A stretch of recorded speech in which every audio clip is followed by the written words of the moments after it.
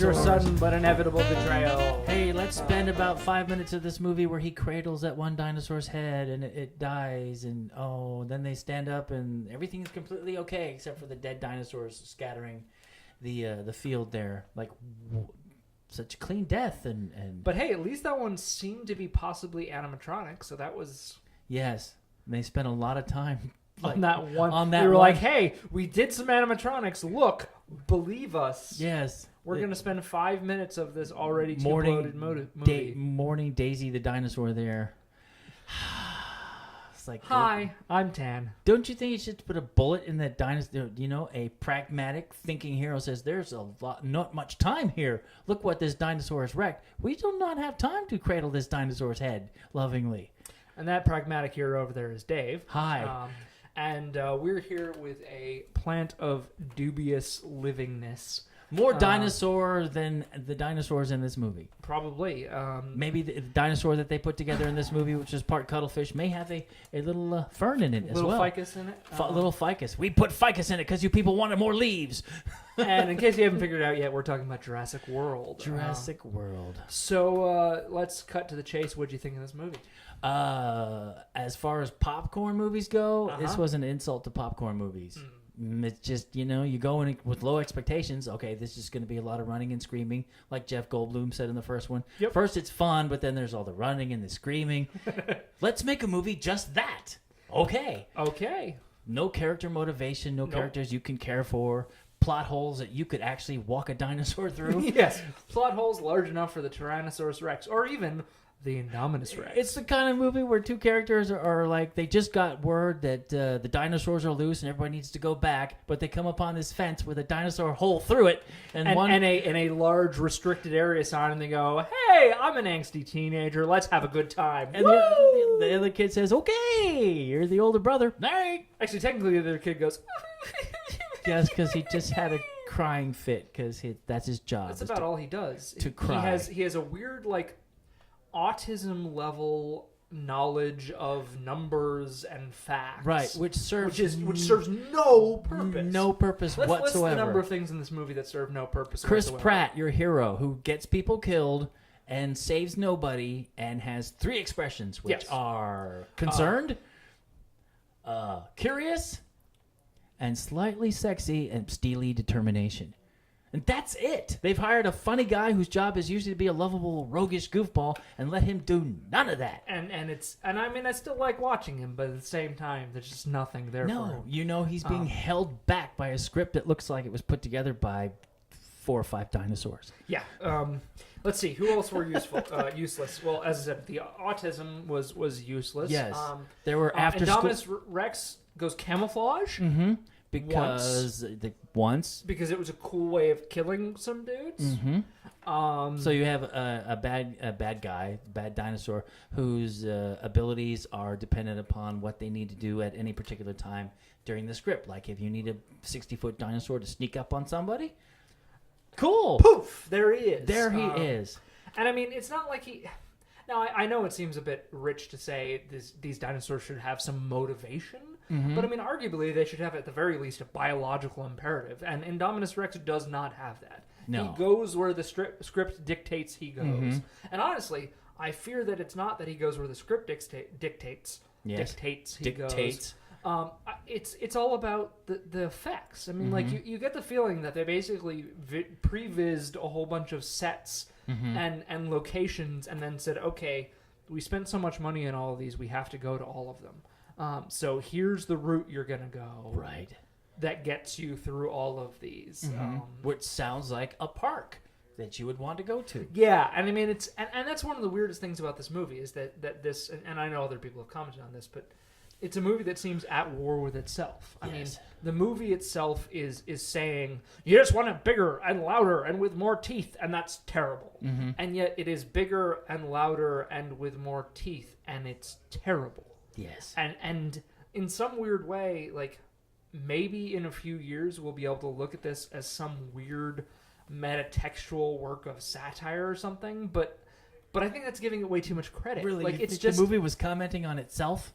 Well, it is. Like I don't was, think that it was like means to. a line that came from one of the many writers who was actually railing against the producers of the quite movie. Possibly. I mean, there's certainly a lot of that in there. There's a line in there where they straight up address the whole the dinosaurs don't have feathers thing. Mm-hmm. You know, where they say, you know, we're not making these dinosaurs to be real. We're making them to look the way you want them to look. So they were lashing out at the audience. But the problem is that they didn't do it well. And I mean, this is where, okay, so let's compare it to the last movie we saw, Spy. Mm-hmm.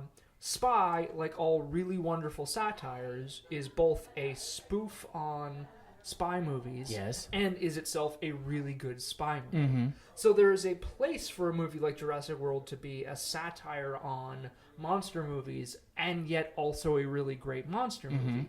But it fails on both counts. And it you doesn't. you could go back to Mad Max, which Absolutely. was also an all-out, balls-out action movie. Yep. But when someone got killed, you cared. you care, and it someone had- gets killed in this movie, you don't care. And I mean, honestly, if you were to compare, it doesn't have that much more dialogue. I mean, Mm-hmm. Mad Max probably has a little bit less dialogue than Jurassic Park. It's not like Jurassic Park has an abundance of dialogue. Mm-hmm. Honestly, I think that Jimmy Fallon speaks more in his cameo than almost any other character in the whole movie. Jeez, that was terrible. Yeah, it was pretty That rough. was not Sorry, Jimmy, but necessary that was at pretty rough. all.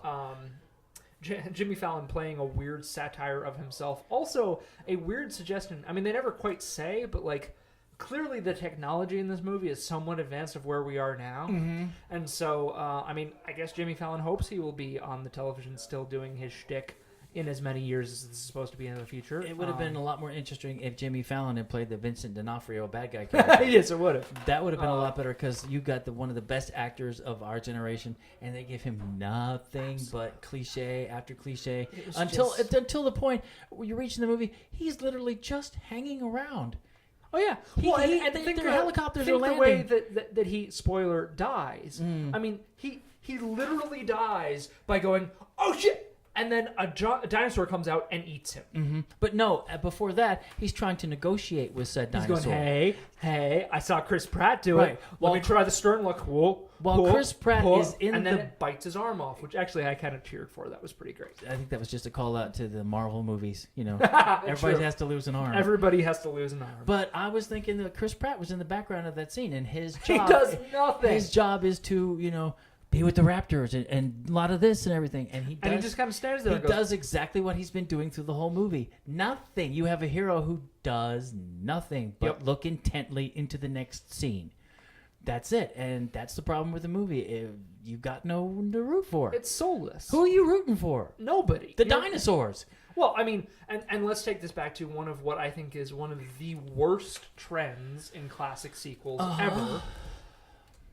And I guess it works sometimes, cough, cough, Terminator, but like taking the villain from the first movie and making them the hero of the second movie. And they try to do that here. They take Tyrannosaurus Rex and make him the secret hero of the movie. He's the one they need to stop the bigger villain. And I mean, it really is. It's a Terminator term. And the thing... It doesn't work. No, the solution to the problem is open up the T-Rex paddock, stand in front of it with a flare, and then turn around. Everything will work out fine. And it does. Turn around and run, and when you throw that flare that's still going magically, when it hits the big dinosaur, then the two will fight. It was written by a 4-year-old. Yeah, it's... A group of 4-year-olds, in fact, could have written a better movie than this. Bluntly, the movie sucks. And honestly, they've made enough money already. Just don't... We're not sponsored. We don't have to say that people have to see it. Don't go see this movie. And if you do, go see Mad Max again. Shut off every... Go see Spy. Cranial function that you have in your body. Not Wait just a shut few off days your and brain. See Inside Out, which we don't know how it's going to be, but if you see can't be worse. See Jurassic World, just go numb. Just like see the good dinosaur later this year like instead this. of the bad dinosaur. Watch Jurassic World like this. The bad touch dinosaur Jurassic World. Bad touch dinosaur. It touched me in a bad place in my heart. Wow. Okay, so we're saying nope. This gets 4 dinosaurs down. 6 dead brontosauruses. That's how I'm going to rate that We movie. haven't even talked about the conversation between the big genetically mutated dinosaur, which is part cuttlefish. And also part Raptor. Talking to the raptors. To the raptors. No, I mean we could spend an hour sitting here and listing off an actual verbal conversation between actual Big verbal Dinosaur. conversation. Well, no, of all the things that are just don't make any sense. How did they get off the island? Are they still on the island? Where'd all the people go? That's right. This place that was thronging with too many people to fit, right, one shot ago is Yes. now empty because the sun went down. And why was there no plan? They did not seem to have a plan in case the dinosaurs broke out. Well, they say we were trained for this. Our entire park rests on our ability to keep these dinosaurs in control. But you didn't seem to think what would happen after they got And then it out. doesn't. They spend like most of the people in this movie in this one place milling up and down and up and down. This is totally a backdoor pilot for the Skull Island movie that's coming up. Really? This is Dinosaur Island. They just turned Isla Nublar into Dinosaur Island. Okay. I think that's what happened. I mean, what's the final shot of the movie? The final shot of the movie is triumphant hero Tyrannosaurus Rex standing on the roof of the laboratory control room, roaring at the sunset. And then what? And who are you mating with? Exactly, because you're the only one. So you're pretty much in a few years going to die, and that's all the dinosaurs will die off. Don't go see this movie, please. Please don't go So see this. the ending itself makes no sense whatsoever. Is this the worst movie we've seen this year? No, because someone in this room saw Paul Blart Mall Cop. Good point. Which would have been better with dinosaurs. Paul Blart, Dinosaur Wrangler. Paul Blart Dinosaur Cop. Yeah, Mall Cop Dinosaur. I'd watch that movie. I would like to see that movie. Just to see Kevin James get eaten by a dinosaur. I'm Tan. I'm Paul Blart.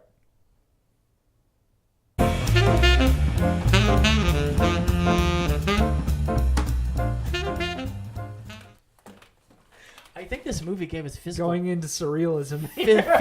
physical pain. I'm in pain. It just Doesn't technically have to do with the movie, but that's what agents do. I don't know. You got all this from a 30-second gag at the end of the movie. But it's also the last gag you get in the movie. I mean, it's a moment.